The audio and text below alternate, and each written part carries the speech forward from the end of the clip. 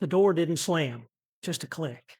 Then silence. J.R. Ewing, the most powerful man in Dallas, stood in a white walled room and knew for the first time in his life that nobody would hear him. This wasn't Southfork. It wasn't the Ewing oil office. This was a psychiatric facility, and JR had been locked inside I see a winner in you, son. Hit like and subscribe, and let's stay on the winning side together. You've got the spark. with his family's signature on the papers. Outside, Bobby was waiting. Sue Ellen sat in the car, her face stone cold. Miss Ellie's eyes were wet but determined. They had all made the same decision, that JR was dangerous, that he might hurt himself, that he'd spiraled out of control. But JR didn't care what they thought, because he knew one truth. Everyone would regret this someday. The room was small, white walls, a narrow bed, bars on the window. Light came from above, cold and sharp. JR walked slowly to the center of the room and turned. He looked around. He said nothing. The doctor came a few minutes later, a middle-aged man, calm expression. He held a file. JR's name was on it. Mr. Ewing, the doctor said, do you understand how you got here? JR didn't look at him. He walked to the window and stared outside. Trees in the distance. The sky was cloudy. Your family is worried, the doctor said. They're afraid of losing you. JR laughed, but his laugh was strange. There was pain in it. They're not afraid of losing me, he said slowly. They're afraid they can't control me. The doctor didn't write anything. He just listened.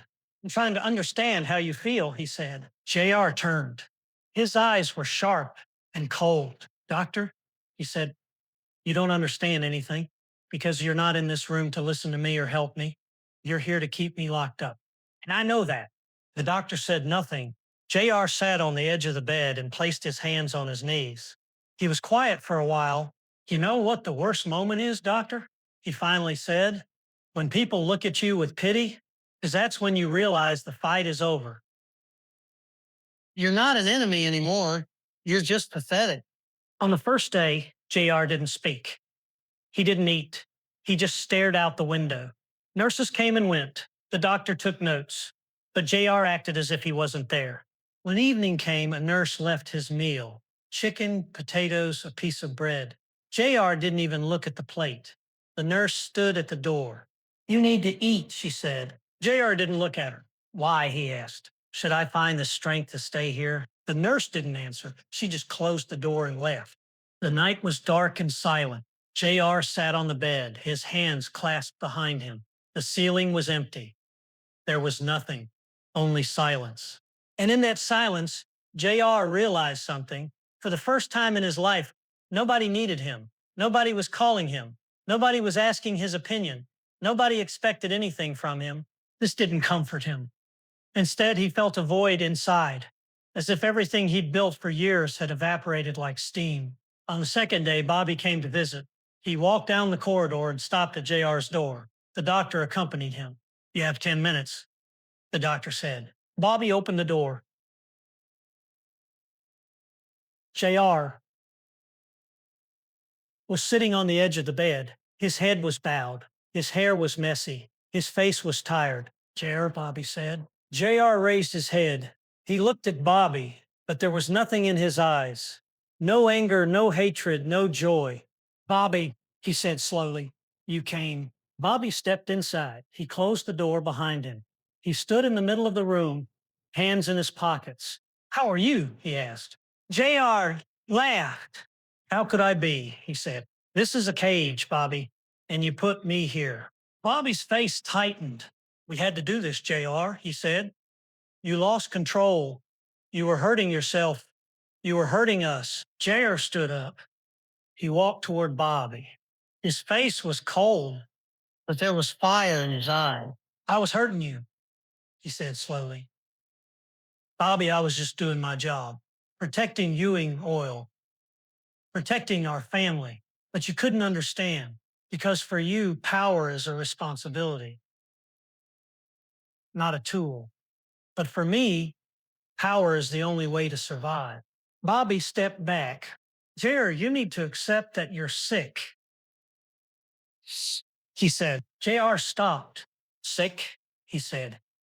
Bobby, I'm not sick. I'm just alone. And you'll never understand that. Bobby said nothing. He just looked at JR. There was silence for a moment. Then Bobby shook his head. I love you, JR, he said. But we had no other way to help you. JR smiled, but his smile was sad. Bobby, he said, you didn't help me. You locked me away. And that's not the same thing. Bobby turned toward the door. His hand gripped the handle. He didn't look back. Get well, JR, he said. Then he opened the door and left. JR was alone. And for the first time, J.R. Ewing cried. Not loud, not theatrical, just quiet tears that ran down his face because he understood something he'd never wanted to accept, that all his power, all his schemes, all his victories meant nothing if he ended up alone in a white room with nobody to hear him. The days blurred together. Morning came. The doctor asked questions. JR gave short answers or none at all. Afternoon came. JR stared at the wall. Evening came. The lights dimmed, and night came with its heavy silence. On the fifth day, Sue Ellen came. She walked in wearing a black dress. Her hair was perfect. Her makeup was flawless, but her eyes were empty. She sat in the chair across from JR and crossed her legs. Hello, JR, she said. JR looked at her. Sue Ellen, he said, did you come to gloat? She didn't react. She just looked at him. I came to see if you understand, she said. Understand what? That this is what you deserve. The words hung in the air. JR didn't move. He just stared at her. You think I deserve this? He said quietly. Yes, Sue Ellen said. You spent years destroying people, JR. You destroyed me. You destroyed our marriage. You destroyed everything good that came near you. So yes, I think you deserve to know what it feels like to be powerless. JR leaned forward. His elbows rested on his knees. His eyes never left hers. You're right, he said. Sue Ellen blinked. She hadn't expected that. What? You're right, JR repeated. I destroyed you. I destroyed us. I destroyed everything. But do you know why, Sue Ellen? Because I was terrified. Terrified that if I wasn't in control, I would end up exactly where I am now, alone, forgotten, nothing. Sue Ellen's face softened for just a moment, but then it hardened again. That doesn't excuse what you did, she said. I know, JR said, but it explains it, and maybe that's all I can give you. They sat in silence. The clock on the wall ticked. Outside, a bird called. Inside, nothing moved. I should go, Sue Ellen finally said. She stood up and smoothed her dress. Sue Ellen, JR said. She stopped. She looked at him. Thank you, he said, for coming. She didn't smile. She didn't say anything. She just walked to the door and left. JR sat alone again, but something had shifted. The anger was fading. The fight was draining away. In its place was something else. Something he hadn't felt in decades. Acceptance. On the eighth day, JR ate his breakfast. The nurse noticed. She told the doctor. The doctor came to see him. You're eating, the doctor said. I was hungry, Junior said. That's progress. JR looked at him. His eyes were tired but clear. Progress toward what? He asked. Getting out of here? Going back to my life? Pretending this never happened? The doctor sat down. Progress toward understanding yourself, he said. JR laughed. But this time, there was no bitterness. Doctor, he said, I've spent my whole life understanding myself. I know exactly who I am. I'm a bastard. I'm ruthless. I'm greedy. I lie. I cheat. I manipulate. The problem isn't that I don't understand myself. The problem is that I do. Then what do you want? The doctor asked. JR was quiet. He looked at the window, at the bars, at the world beyond. I want to not be alone, he said. But I don't know how to do that without losing who I am. The doctor nodded. Maybe, he said, who you are is the problem. JR looked at him. And for the first time since he arrived, he really listened. On the 12th day, Miss Ellie came. She brought flowers, white roses. She placed them on the small table and sat in the chair. JR. was standing by the window. He turned when he heard her. Mama, he said. JR, she said. Her voice was soft, loving, but firm. She looked at him. Really looked at him. Really looked at him. At the lines on his face, at the weight he'd lost, at the emptiness in his eyes. You look tired, she said.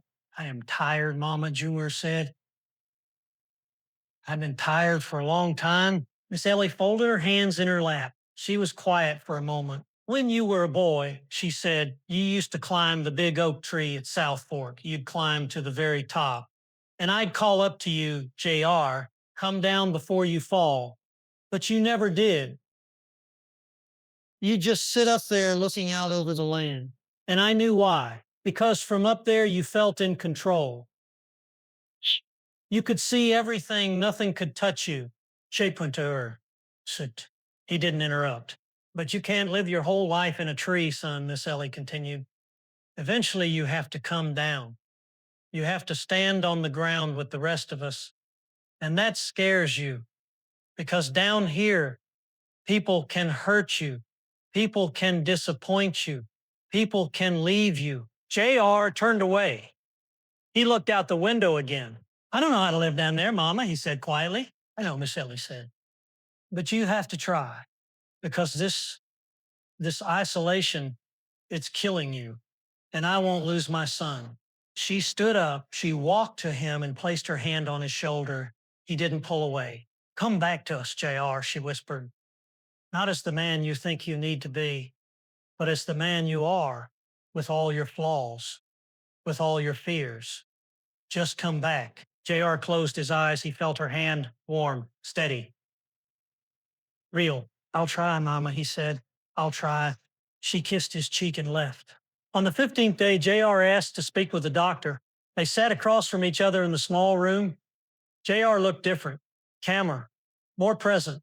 I want to tell you something, JR said. Listening, the doctor said. I spent my whole life building an empire, JR said. Ewing oil, deals, contracts, power. I thought that was success. I thought that was what mattered. But sitting here in this room with nothing, I realized something. All of that was just noise, just distraction. Because the truth is, I was building an empire to hide the fact that I was empty inside. The doctor leaned forward. And now, he asked. Now, JR said, I don't know what I'm building, but I know I can't keep running. I can't keep fighting. I have to face what's really there, even if it's nothing. The doctor nodded. That takes courage, he said. JR smiled, a real smile, small but genuine. Courage, he said. That's a word I never thought I'd need. On the 18th day, they told JR he could leave. The evaluation was complete. He was no longer a danger to himself or others. His family would take him home. JR packed the few things he had, a book someone had brought, a letter from John Ross, the white roses from Miss Ellie, now wilted. He walked down the corridor. The doctor walked with him. At the door, they stopped. What will you do now? The doctor asked. JR looked at him. I don't know, he said, but I think that's okay. For the first time, I don't need to have all the answers. The doctor extended his hand. JR shook it. Good luck, Mr. Ewing, the doctor said. Thank you, JR said. He walked through the door. Outside, Bobby was waiting. The car was running. Sue Ellen was in the back seat. Miss Ellie stood by the car, her arms open. JR walked to her. She embraced him. He held her tight. Let's go home, she said. JR nodded. They got in the car and drove away. JR looked back once at the white building, the barred windows, the place where he'd been broken down and forced to see himself. He didn't look away with anger. He just looked. And then he faced forward. Because J.R. Ewing understood something now, something simple but profound. Power wasn't about control. It wasn't about domination. It wasn't about winning every fight. Power was about knowing when to let go. And in that moment, sitting in the car with his family, driving back to Southfork, J.R. Ewing felt something he hadn't felt in years. Peace. Not the peace of victory, not the peace of control, just peace. And that was enough.